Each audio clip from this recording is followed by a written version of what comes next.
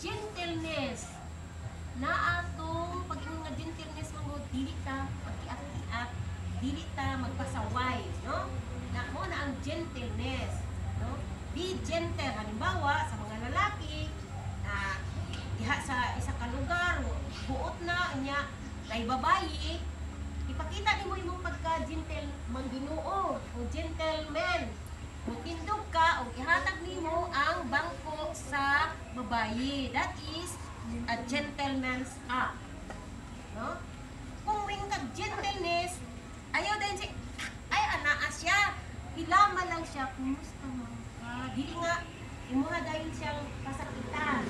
No? Ana, that is gentleness. Okay?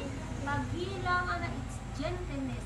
Hinay nga, dili siya masakitan. That is gentleness. Sabtan? Okay. So, ipuso sa yakin. Ano dayon ta sa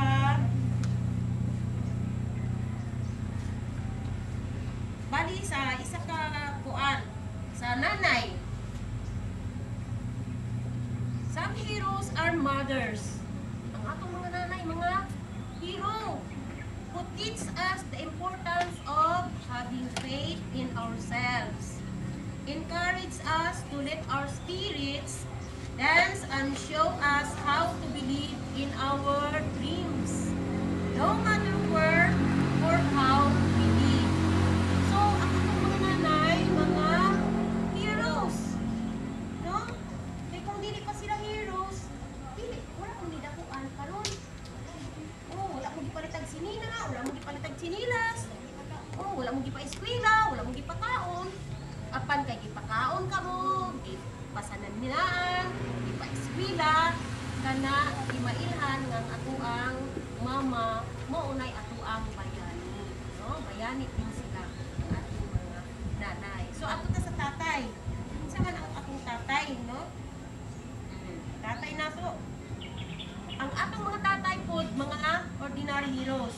Ordinary heroes are fathers who keep their promises, whose words a child can trust.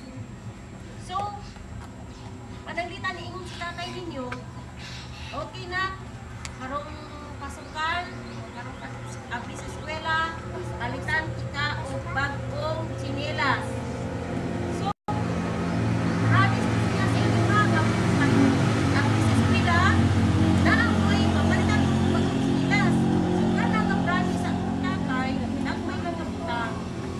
Ma-realize na siya isa ka hero para sa atuwa. Kay iyahang nagtamod siya sa iyahang promise, no?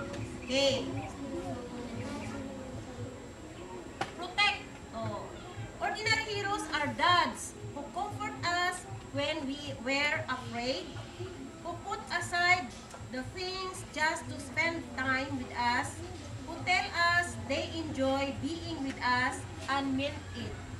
Kinsa may unang nga protect sa inyo, abi? Yung mga tatay, di ba?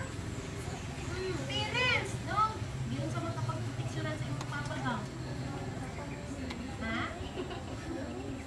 Di yun sa kapag-proteksyon niya. Sa dihang pananglitan na mo, cross ka sa kalsada, di ba? Diha kang gulitan, o ka na. Giproteksyonan ka sa inyong papa, samtang nagalakaw ka din na sa kalsada. So, diha pa lang, ang inyong papa, mamalimos siya isa ka ordinary hero. Okay. Kakasaya, Kim. Spirit. Kinahanglan na atay human spirit. Kanang naatay presensya ba? Naata sa atong presence. No? So, ingon diri sa atong libro, heroes there for us, and we listen because they know that whatever we need to say needs to be heard. So, kananglitan na sa eskwelahan, unya, namoy kinahanglan sa inyong teacher. O ingon dayon nga, teacher, ay concern, no? Teacher, pwede ba nga kanang ang ako ang mamahimong leader karon isa ka lalaki? So ang teacher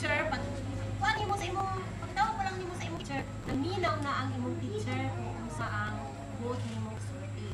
So the teacher itself is an ordinary hero. Hero sila. Kamu ba nakapasalamat mo sa inyong maestra? Ha? Ha? Nakapasalamat? Oh, very good. So, very good jud ka do. Dili ka dapat dugtong okay. Murag inyo niya. Dili. Dito, dili na. Dili. Gamay na ni. Oh, meaning ang ato ang teacher nag-listen by heart, no? Ipaminawan niya kung sa imong buot ipasabot, no? Kay pag lalaki atong manong presidente dili sa akong klase teacher. Ayun dai teacher. Ano man sa may lesson. May nang lalaki teacher kay nabinat ka ng lesson, tagap responsibility. Ha? Matagad sa responsibility. Okay, this